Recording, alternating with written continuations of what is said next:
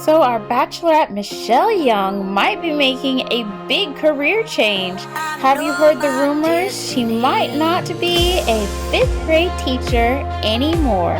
I've got the full take right here, so listen up. Make sure you like this video. I love it.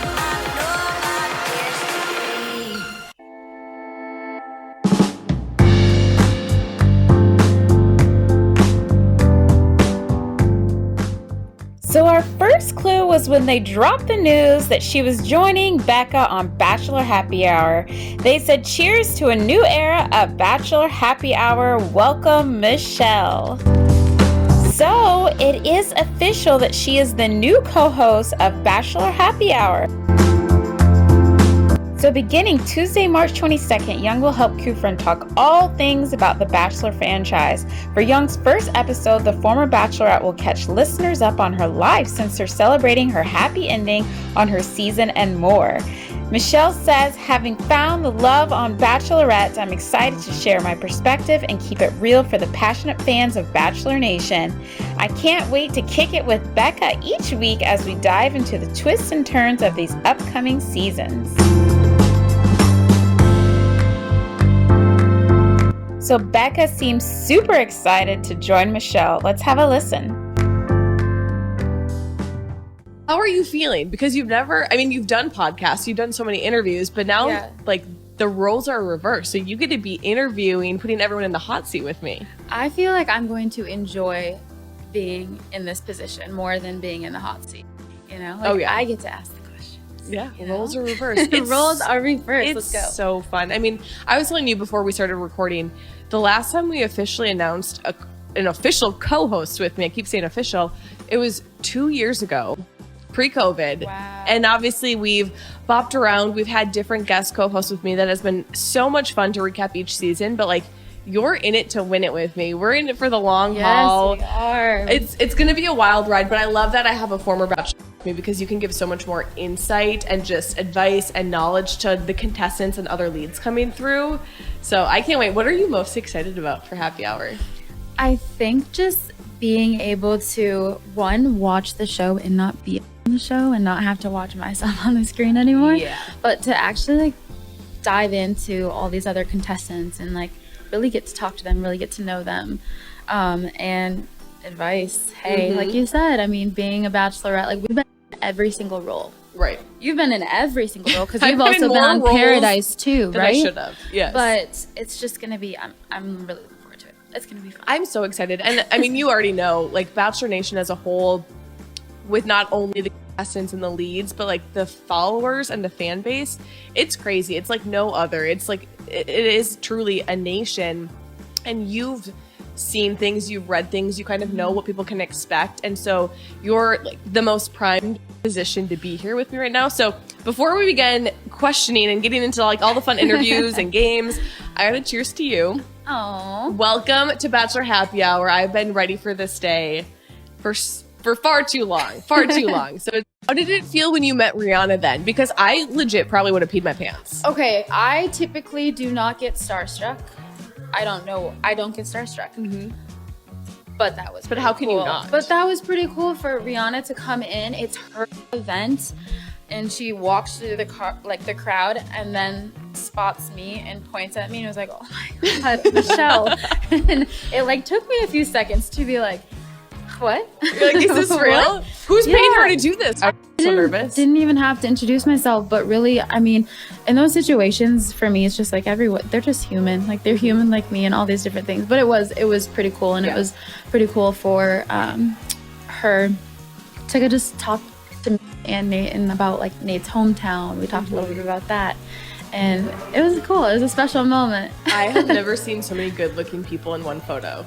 Like between you, her, Nayte, I was like, damn, this is making me jealous right now. One thing that I'm really curious about is when people go on this show and you learn to be vulnerable. Like, you really do. I think that's one of the positive things about the show, is that you really learn how to open up genuinely. I was not a vulnerable person. I did not talk about emotions. I did not talk about my feelings, and I sure as heck did not let people see me cry. And so now I cry all the time, and I can tell you.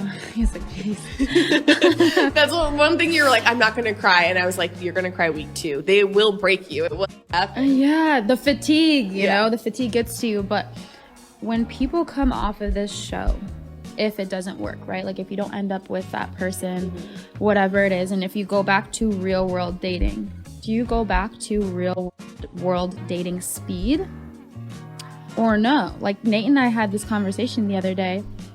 Well, we're kind of going back and forth. And it's like, is it hard to go back to dating normally? Because now, for me, I feel like it'd be personal to sit down on a first date and be like, I don't care about your favorite color. I don't care about, I mean, I do, but I want to get to the good things. You know what I mean? Like, there's just so many things that you can figure out quickly. Is this going to work, or do I even want a second date or not? You know, like it'd be hard to go through those small talk conversations. Yeah. Michelle even joined Becca on tour for Bachelor live on stage. We had a Bachelorette, Michelle, on stage tonight. She was a hit. How did you feel, Michelle? Amazing, wonderful, brilliant show.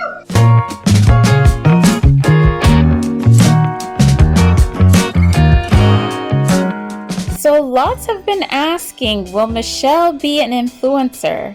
Well, let me tell you, influencer mode has been fully activated. I've received a lot of questions lately about whether or not I will be taking part in the influencing side of having a following on social media. So here are my promoter promises to you all. Number 1, I will not promote a product unless I've used it, genuinely like it, and think it has benefits. So that means that if I'm promoting it, it's because it's a product that I do believe in. And number 2, my favorite part. Coming into this world of social media, I have said that I want to make sure that I do good with the platform that I have. So to stand by my word, every single month I'm going to be donating a percentage of my influencer earnings. So at this time in April, I will be presenting a check or making a donation to an organization that you all are going to help me choose. Here's where you come in. I need you to send in nominations of different nonprofit organizations, charities, causes that are happening in your community or around the world. And then I'm going to be selecting 2 of those for us to vote on. The exciting part of all this is that every single month, a different organization, charity, or cause is going to be chosen. And so it's super important that you send in your nominations and that you also vote. I love the idea of committing to donating to a particular organization. Let me know your thoughts below. And that all leaves us wondering, what about teaching? Will she be teaching and influencing? Well, let's go back in time and hear Michelle's thoughts on this from November 2021.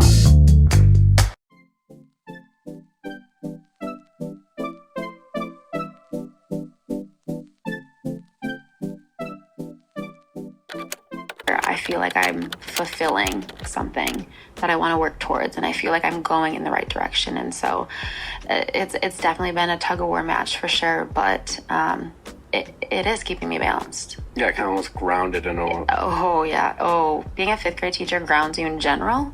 But I will say that it's just been so nice because when I'm in that role as Miss Young, teaching is something I'm passionate about. Working with kids is something I'm passionate about, and I'm able to do that, and I'm able to put the show down and not, have to sit and think about it all the time, because I don't think that's necessarily healthy either. And that's something that's really easy to do in this position. It's the Bachelor world becomes your life, and that's okay. And that's okay, if I was passionate about that, 100%. But it's something that I feel like I wanted to have this experience, but I wanted to make sure that I stayed true to who I was, and that's that's working with kids.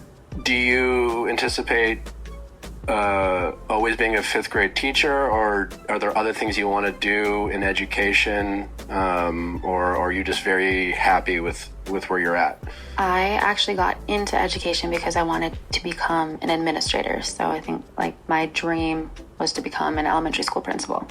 And so right now I'm working towards that. When I went on mat season, I had to pause my master's towards working with that. And so that's something that I'm going to be picking back up. And like, that's where my heart is now. With this, yeah, there's other opportunities that open up, and I can't say I'm going to be a fifth grade teacher for this many years because I truly don't know what doors are going to open. But I know what feels passionate to me and will stick to that. Right now it's fifth grade teacher, but in a year or two it might be different. It might be in a role outside of the classroom where I'm still able to work with students, or I'm still able to do something that's impactful for me. Do you coach at all? I've coached basketball. I've done like personal training and things like that. Coaching in time, right now I would love to coach. And have had a few opportunities presented to me, but what's difficult is that right now I don't have the time to do that, and I want to make sure that when I step into that coaching role, I'm able to actually commit to that team and spend a ton of time with that team. And so right now it's just I'm mentoring a few athletes, and that's kind of how I'm handling that, and eventually kind of once things settle down a little bit, definitely getting to coaching. But I can see myself being like that teacher, coach, or administrator parent. So I would love to coach my kids' basketball team, or soccer, or t-ball, whatever it is. I would love that.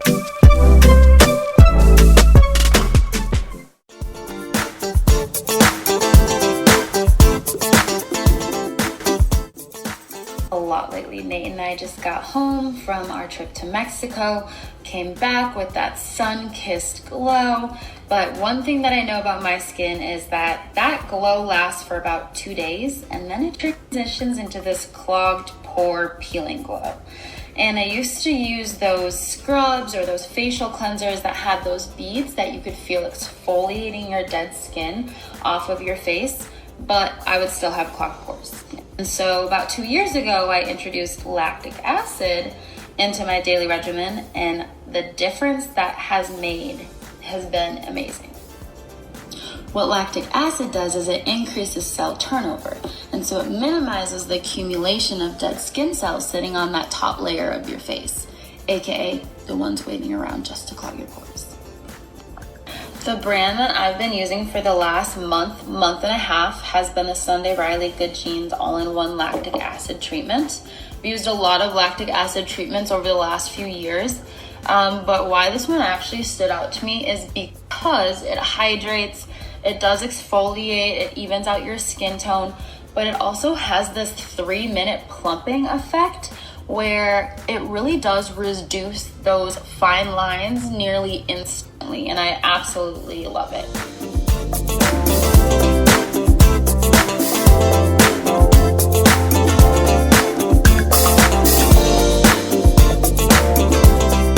Last thing, then I promise I'm out of your hair for the rest of the evening, but because I received such a positive, massive response, I had a lot of people who were sad they were not able to nominate a charity or a cause for me to donate at the end of the month. So I'm going to open up the portal for another 24 hours, get your nominations in, and then the poll will go up tomorrow, and we will vote to see which charity I'm going to be donating to at the end of the month.